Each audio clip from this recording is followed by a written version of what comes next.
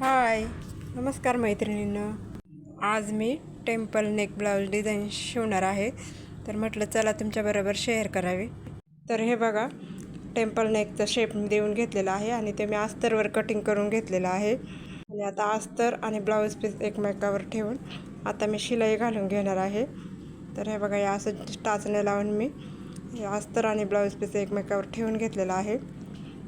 अस्तर जडताना नेहमी पहिलं टाचणी लावून घ्यायच्या, जेणेकरून अस्तर आणि ब्लाऊज पीस हलणार नाही. खूप सुंदर ब्लाऊज डिझाईन तयार होते. तर व्हिडिओ शेवटपर्यंत बघा. चला तर मग आता आपण सुरुवात करू. तर हे बघा, मी कमरेपासून शिलाई घालायला सुरुवात केलेली आहे. या पद्धतीने जसा शेप आहे त्याच पद्धतीने शिलाई घालून घ्यायची. कोणे व्यवस्थित निघतील याची काळजी घ्यायची, त्याचप्रमाणे शिलाई घालायची. तर संपूर्ण या शेपला मी अशी शिलाई घालून घेणार आहे. सावकाश, अजिबात घाई गडबड करायची नाही, नाहीतर आपला शेप चुकू शकतं. तर या पद्धतीने जसा शेप आहे तसे अगदी कडेकडेने शिलाई घालून घ्यायची.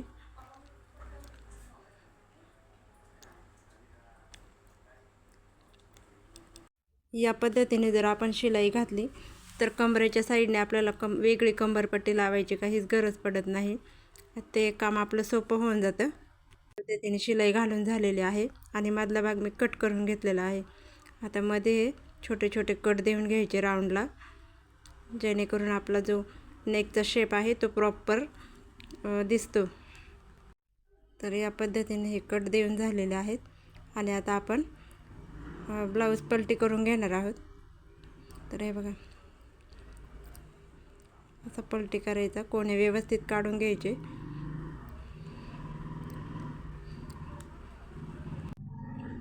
तर या ब्लाऊज डिझाईनचा संपूर्ण लूक या कोण्यांवरच आहे, त्यामुळे कोण्यांकडे जरा जास्तीत जास्त लक्ष द्यायचं. या पद्धतीने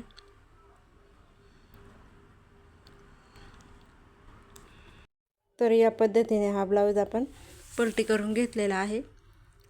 आणि कोणे व्यवस्थित पहिलं काढून घ्यायचे. या पद्धतीने कात्रीच्या सहाय्याने देखील तुम्ही काढू शकता. कोणे व्यवस्थित काढून घेतल्याच्या नंतरच आपण दाब शिलाई द्यायची.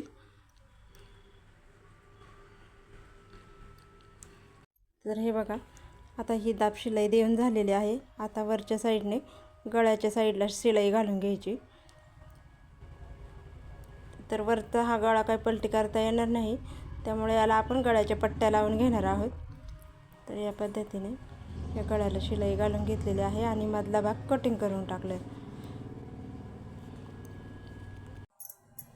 मैत्रिणींनो, तुम्हाला जर माझे व्हिडिओ आवडत असतील तर माझ्या व्हिडिओला एक लाईक करा, शेअर करा आणि सबस्क्राईब करायला विसरू नका. तर हे बघा, या पद्धतीने मी गळ्याच्या पट्ट्या तयार करून घेतलेल्या आहेत. आणि आपण जशी गळ्याला गळपट्टी लावतो त्याच पद्धतीने याला ही गळ्याची पट्टी जोडून घ्यायची आहे.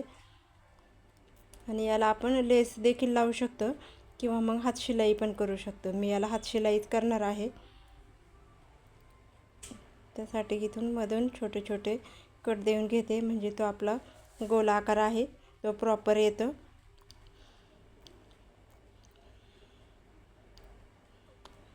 या पद्धतीने मी ही पट्टी पलटी करून घेतलेली आहे आणि वरून शिलाई देऊन घेते. तर अशी मी वरून दाब शिलाई देत आहे. तर खूप सुंदर ब्लाऊज डिझाईन तयार होते ही. आणि आता सध्या तरी या ब्लाऊज डिझाईनचा खूपच ट्रेंड चालू आहे, त्यामुळे तुम्ही पण एकदा नक्की ट्राय करून बघा. खूप छान लुक देते. तर या अशी मी गळपट्टी लावून वरून दाबटीप देऊन घेतलेली आहे आणि याला नंतर मी हातशिलाई करणार आहे.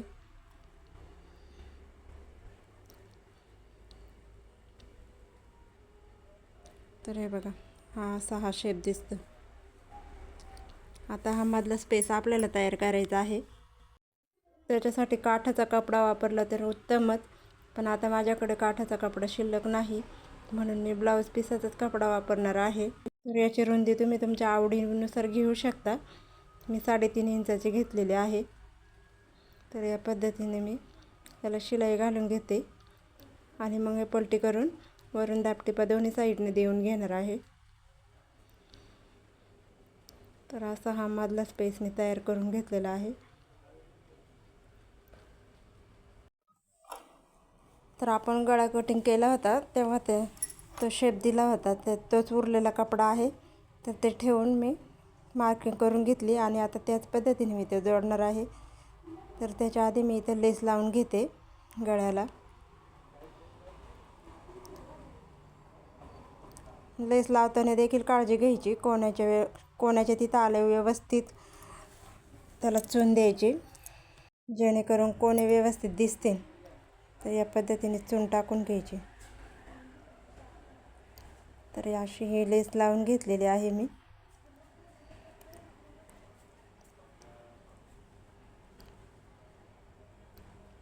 डबल शिलाई घालून घ्यायची लेसला, म्हणजे लेस फिनिशिंगमध्ये बसते. लेस लावताना अजिबात घाई गडबड करू नका, सावकाशपणे लावा. तर अशी लेस लावून झालेली आहे.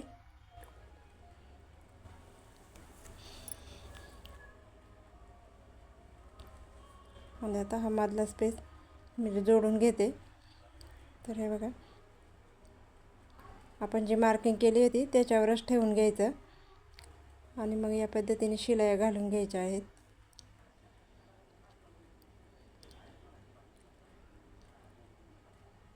तुम्हाला पाहिजे असेल तर त्या स्पेसच्या दोन्ही साईडने तुम्ही लेस लावू शकता, पण मी काय लावणार नाही, ते जास्त ओव्हर दिसते म्हणून मी फक्त मध्ये पॅच लावणार आहे. तर हे असा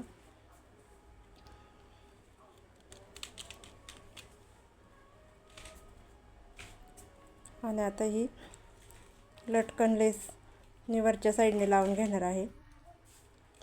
या कोण्यापासून त्या कोण्यापर्यंत फक्त तेवढा एक स्पेसमध्ये मी लावणार आहे. ही खूप सुंदर लुक देते ही लेस लावल्यानंतर.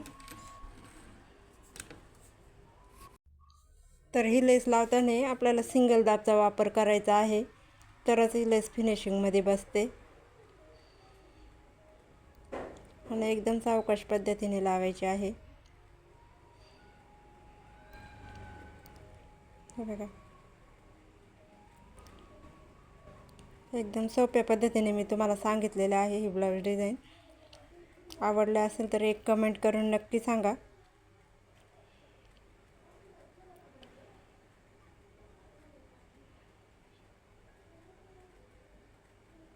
खूप कमी वेळात होते. आता हे मी पाठीमागचे टक्स टाकून घेते.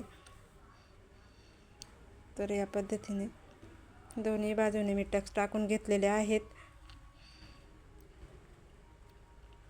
टक्सची उंची आपला जो गळा कटिंग केलेला आहे त्याच्या वरती नाही गेली पाहिजे. आणि हे बघा, हा आहे आपल्या ब्लाऊजचा फायनल लुक. खूप सुंदर ब्लाऊज डिझाईन तयार झालेली आहे. धन्यवाद.